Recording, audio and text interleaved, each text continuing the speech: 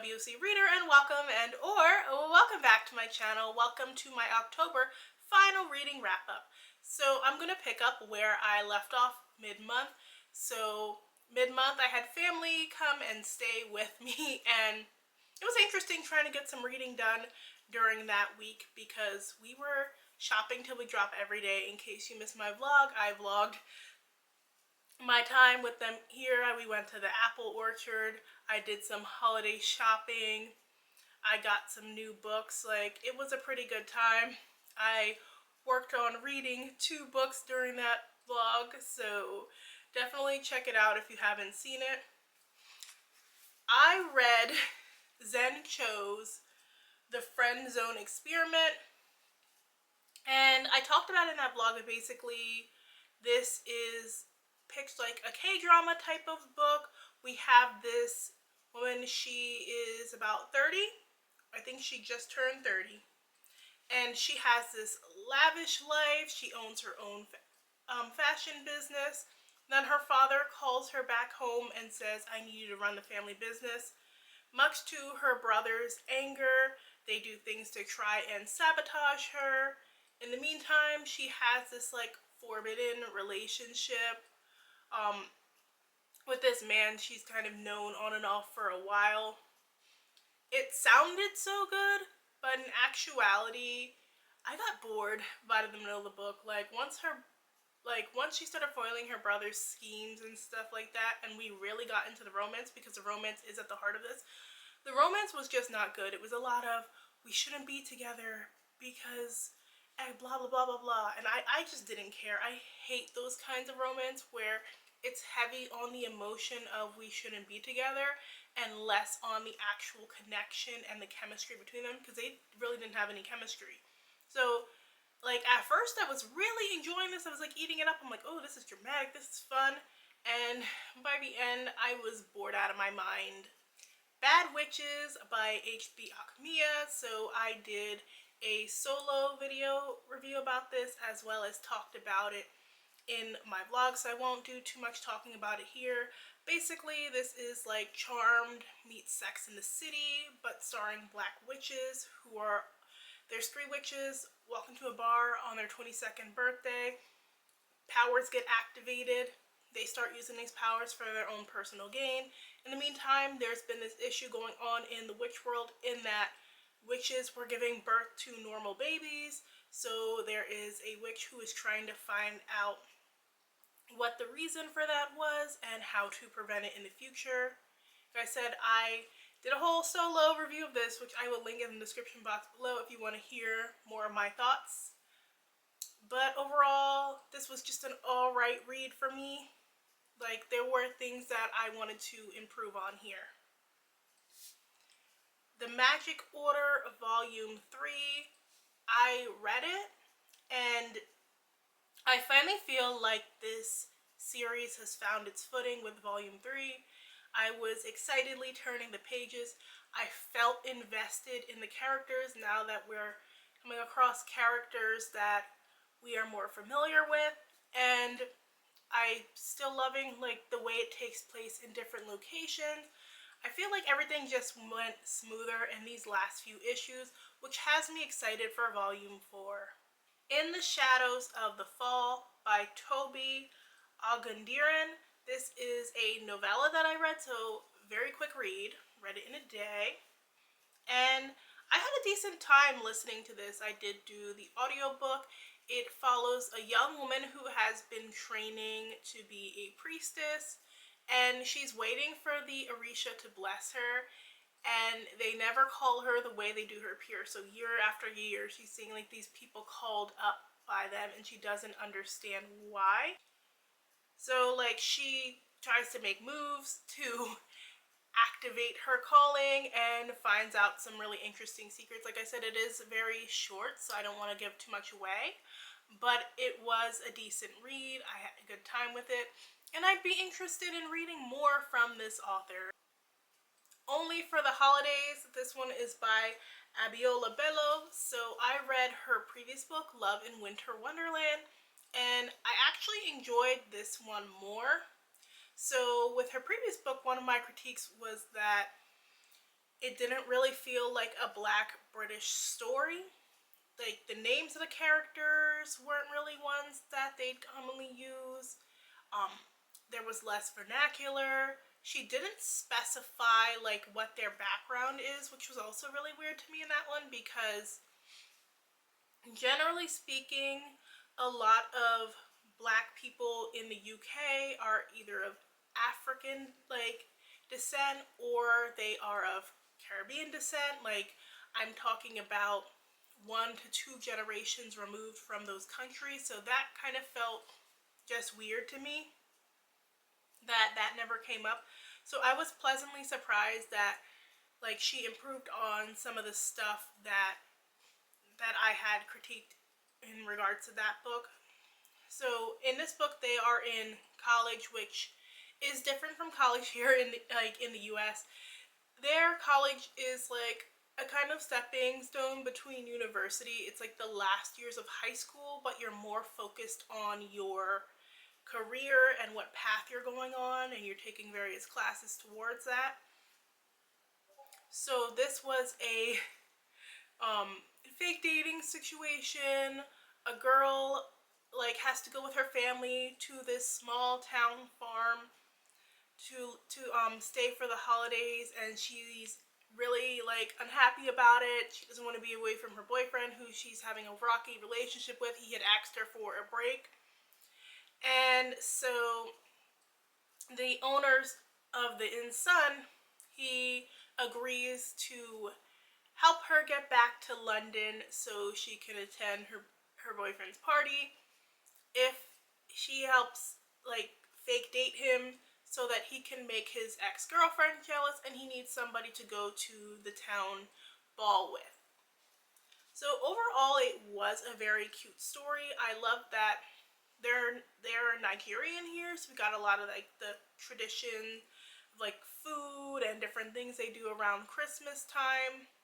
I love that the vernacular was up here, because like that just makes it feel unique to Black British culture. I love all the small town feels, the animals on the farm, the horses, everything like that.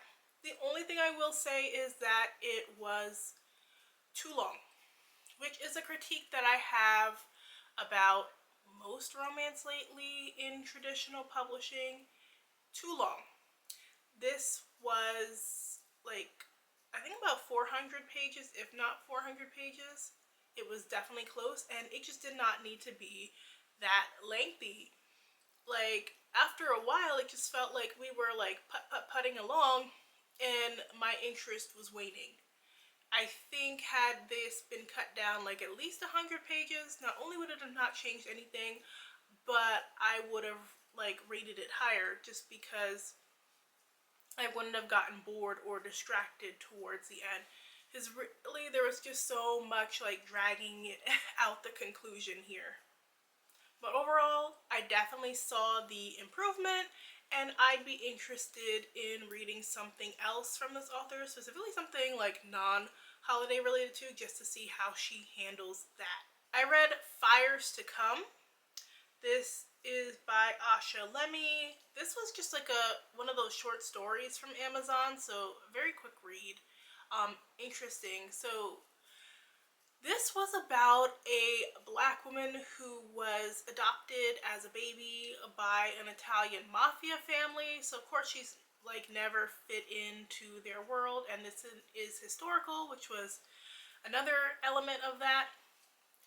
And basically, she finds out that her adopted mother is sick and dying, and her older brother, who's always hated her, is just like, yeah, when she's gone, you're getting kicked out of this family. Like, dad's not gonna be around much longer either.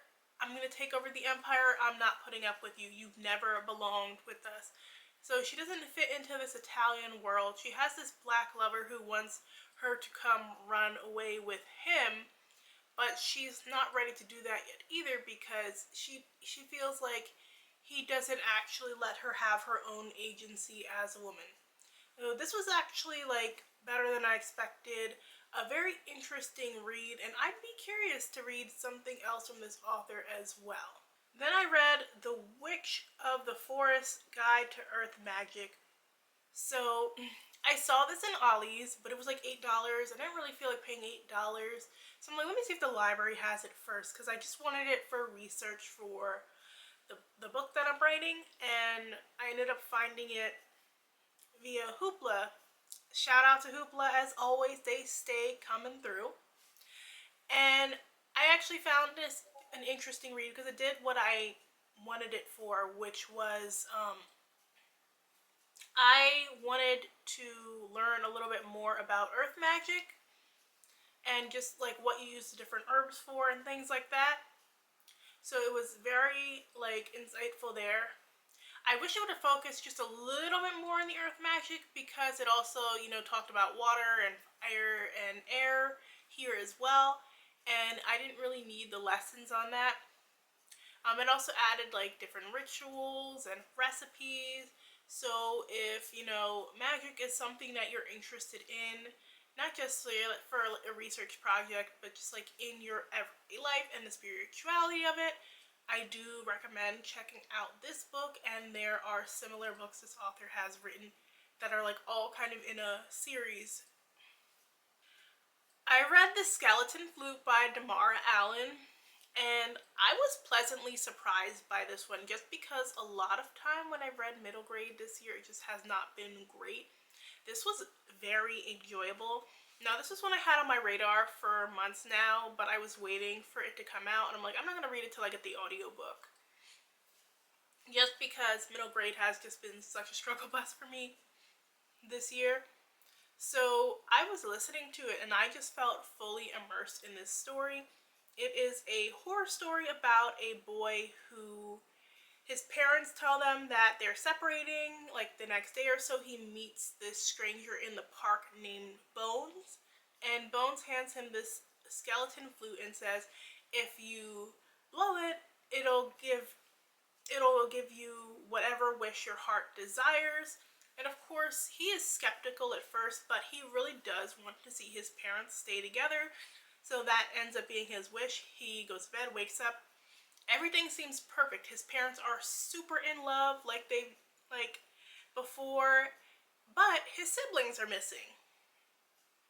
But he's still kind of like enjoying life, It's good to have them around. Then he meets a girl who was in a similar predicament. She lost her mother, like her mother passed, and she was wishing her mother was back. She got her mother back, but at the expense of her siblings being gone. So they then start to realize that there's different things about this town compared to how it was before they made their wishes, and that everything is not what it seems. So they have to decide if they're going to sacrifice their happiness to break this spell. Like I said, I really enjoyed this one. Lately with middle grade horror by Black authors, when I pick up a book marked as such, it's usually about the horror of racism in the US. So this was refreshing in that it wasn't about that, because not that that's not important, but that's not the only horror we should have. So I love that this was solely original. I'm laughing because I started off spooky season watching Bones, which is about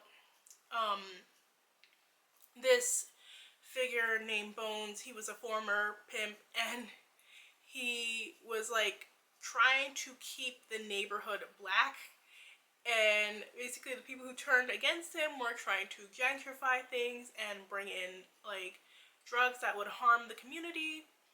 And so he starts, like when he's awakened, he starts attacking like the sellouts of the community. So I'm like laughing because then I get this book, which also has this figure named Bones who was treated badly by the community, and he is enacting his revenge.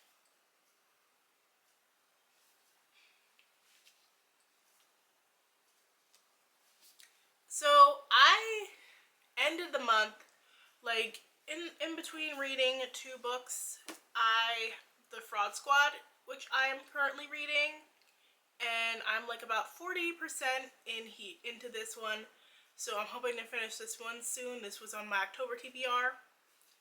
And I also have Half Resurrection Blues, which I was trying to finish this before the very end, but it's just very like lengthy. Like, I mean, it's not that many pages long, but there, like, it's a little, like, it feels long at first because we're watching this character go through this journey where he's like walking around the city being mopey in his feelings, very emotional, and so it was slow for me.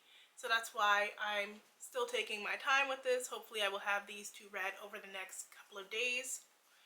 But let me know if you've read any of the books that I've read in the month of October. If you like this video, make sure and hit that like button. Thanks so much for watching, and I will see you guys in the next one. Bye!